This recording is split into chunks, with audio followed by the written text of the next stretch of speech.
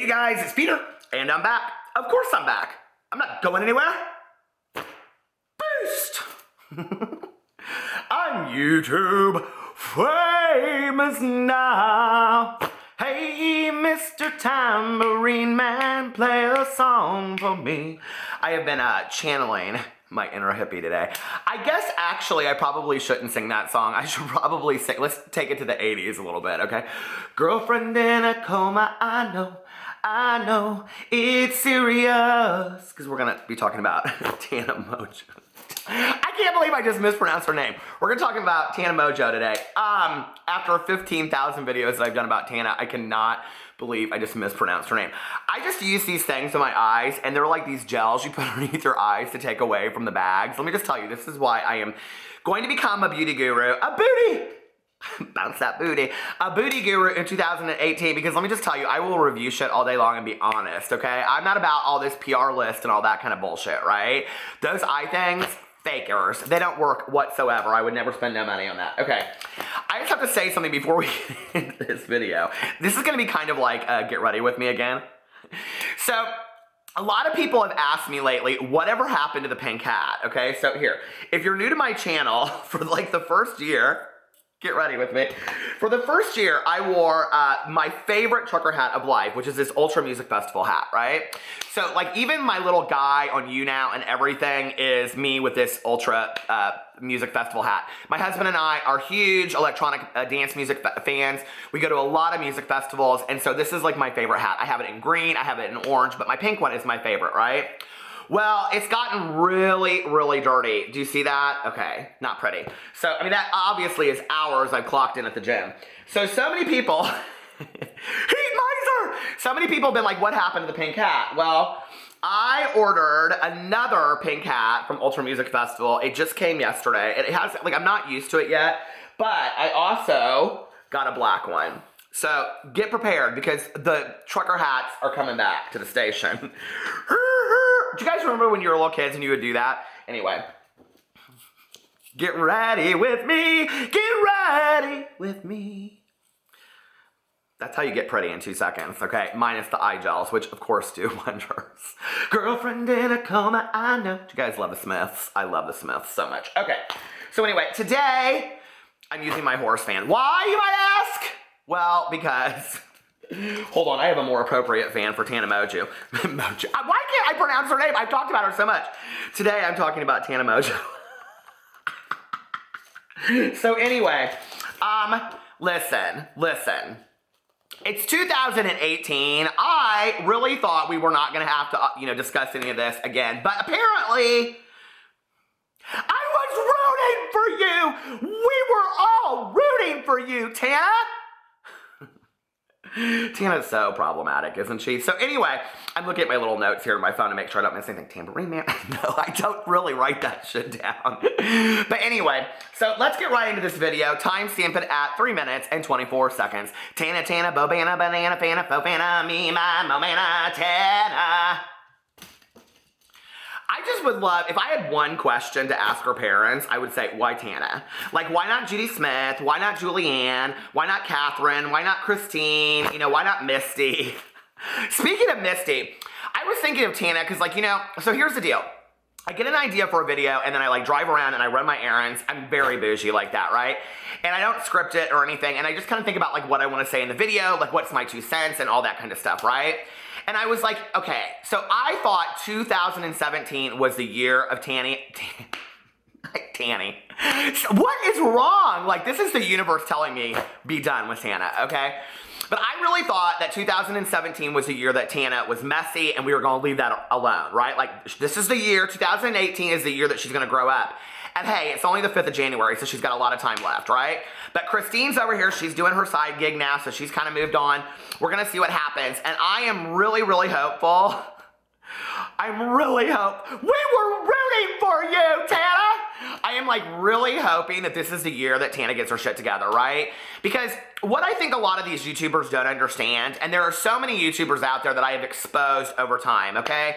Like Amelia Farts, like, Shane Dawson. I mean, I didn't expose them, but that I've talked about on here, like John McLean, like recently, like Colleen Ballinger that I talked about. There are so many, Jenna Marbles, Joy Graceffa. There are so many YouTubers out there, Tyler Oakley, Glozell Green, on and on and on, that I love that are really putting out hilarious, positive, thought-provoking material out into the world, and they're not having to be like a basket case, meltdown, emotional train wreck for people to want to follow them. So it's very disturbing to me that Tana thinks that's the only way that she can get the views, okay? So I was really hoping, I was like, this is like, okay, hold on a second.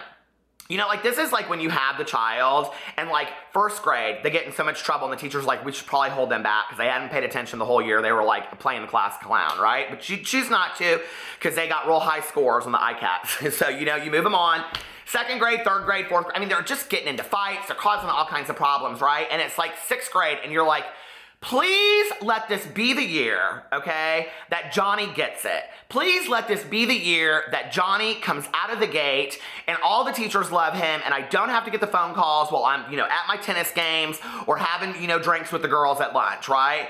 But hell no, day one, you get a call from the school and they're like, we're gonna need you to come in and talk to the principal because Johnny's gotten in some trouble. That's Tana Mongeau, okay? And I have a feeling that if we sat down and talked to her parents, which she only shows us what she wants us to see of that, I have a feeling that that might be what they tell us about Tana, that she was quite the wild child from a long age. So anyway, but whatever. I guess. What's interesting to me about all of this is that she is one person. She is a prime example of somebody that never learns from her mistakes, right? And it's like, this is all really, really benefiting her right now. But I was looking in the last month about a lot of YouTubers that I've loved and I've watched who are getting no views in their videos anymore. And they have 500,000, million subscribers, couple million subscribers, and they don't put out interesting content anymore. They don't really have great jobs. They're not making a shit ton of money. I mean, this could end for Tana, right? 2017 and part of 2018 could be the end of it. YouTube is moving in the direction of wanting to not have to deal with problematic YouTubers anyway, so I'm not really sure where the platform would go after that. Like, if Tana wasn't, like, getting the kind of acclaim that she is on YouTube, like, the thing is this, okay? It's cute when you're 19 years old and all the 15-year-olds like you, but when you're 25, 30 and all of the 15-year-olds like you because you're problematic, that's not funny. It's sad. It's pathetic is what it really is, right? So let's get into this video because you guys are like, this is the longest intro in the world. I know, but that's what I do. So anyway, I was up on Tana's Twitter the other 2 nights ago, and she posted on here, I guess it was yesterday, she posted on here, I smoked a blunt at LAX earlier and then found out that's a severe felony, right? Okay. So listen. We were rooting for you! Okay, so listen. I have this friend back in high school. Okay, I'm not even gonna get, should I give her a name? Let's call her Crystal. Okay, Crystal, I love that name. So anyway, I mean, I don't, but it's fitting. So if you're a Crystal out there, I love you, no offense. But anyway, so Crystal, and I see her all the time at the bank. She lives right around the corner from me. She truly looks exactly like she did in high school. She still wears the French jacket and, like the Def Leppard and AC/DC t-shirts, and she hasn't changed a whole bit. And she smokes ganja like it's going out of style, okay? So anyway, I remember the first time I ever met old Crystal, and we were up at the Woodland Bowl Bowling Alley in Carmel, Indiana, right? And she was hilarious. I thought she was so funny. But the whole time she had her sleeve down, and I was like, what are you doing? And she's like, I'm huffing butane. And I was like, oh my God, okay? And even I, in my drug mess back in the day, knew I wasn't gonna be huffing no butane, okay? That wasn't going to my gig. So I became friends with old Crystal through the years. She was part of our friend group and all this kind of stuff. Our friend groups kind of collided, and we were, whatever. But we used to have a smoking lounge back where I went in high school, okay? And they would all be out there, and then what they would do is when we had a pep rally, it was between 2 buildings. This was back in the 80s when you could smoke, okay? I remember back then a pack of cigarettes was like $1.15 or something like that, right? So we're all out there smoking cigarettes and, kikiing and all that kind of stuff. And the principal always would come out there and they would like walk us all into these stupid pep rallies, and we had to sit in the front row of the pep rally, right? Just showing off how we were all a bunch of stoners, basically, right? I mean, we were Tana Mongeau's back in the day. So I'll never forget this one pep rally. We were sitting there, and this principal who was a total asshole, okay? And if you're still out there, Dr. Duke, you were an asshole then and you're an asshole now, I'm sure. No, I don't know. Let's forgive some people, I guess. But he was an asshole to me, right? When a teacher said behind my back, she said the F word behind my back, and I looked at her and I said, excuse me, what did you say to me? And I got sent to the principal for it. My dad came in, and you know what the principal told my dad? The principal told my dad, you need to tell him just to get some thick skin and get over it. About being called that name by a teacher? Okay, so anyway, yeah, that's what I dealt with in the 80s. So so we're sitting in the front row, and I'm sitting right next to old Crystal. I almost called her real name. So I'm sitting there, right, and the principal's like, ladies and gentlemen, can we get your attention, please? And old Crystal throws up her shirt, and she goes, how about we show us your tit? How about if we show you our tits, and then that'll get your attention? And he's like, oh my God. So she pulls her shirt down. I mean, this was like, nobody cared about this shit back in the day. Have you ever seen those after school specials back then? You guys are like, what does this have to do with Tana Mongeau? A lot, okay? She's basically the Crystal of the 2018. So anyway, a couple minutes go by, and he's like, I'd like to hear what some of the extracurriculars are that you guys would like to have this year. And old Crystal shouts out, how about co-ed wrestling? We all just lose our shit, right? They march our ass all over the principal's office. We didn't care. We're like, fuck you. So anyway, that's basically Tana Mongeau and her gang of fools, okay? They don't give a shit about anything. They don't care, right? But I look back on that, and I think to myself, I missed out on so many friendships, so many opportunities that I had because I just was like this to the world, right? Like, why? What was I gaining from that? By just showing that I was such a hard ass, that I was such a badass, that I didn't have to follow anybody's rules, that your rules don't apply to me, that you should treat me differently. Why? Why do I deserve to be treated differently than anybody else? I don't, period. And neither does Tana Mongeau. So I went to her Twitter last night, and this was so funny, because she had the nerve to say something about Logan Paul on here, right?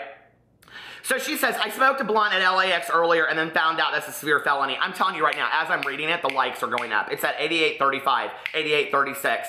I mean, it's just crazy to me that people love that, right? So if you go up here, she shows the video of Logan Paul when he is in Japan, the vlog, and she goes, this is not real life. What did I just watch? Tana, I hate to tell you this, and I'm not comparing you to Logan Paul, but you have done some very similar things. Do you recall videos that you showed things that you shouldn't have?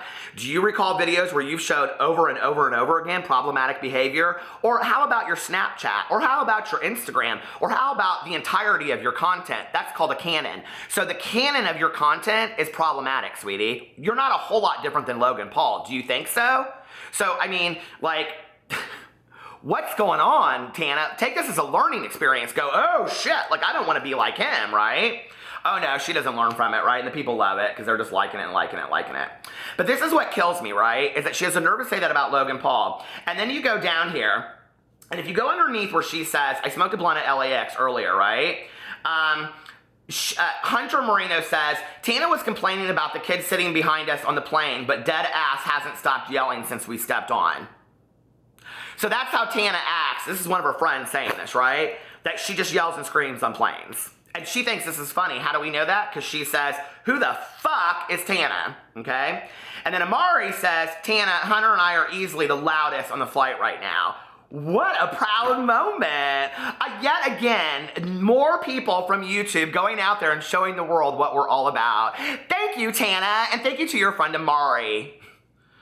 Coat rider. So anyway, coattail rider. So anyway, it goes under here and it says, I smoked a blunt at LAX earlier and then found out that's a severe felony. So should we read the comments underneath this? So tweet about it, you dumbass bitch. That's about as mean as it gets. It gets a lot nicer, actually.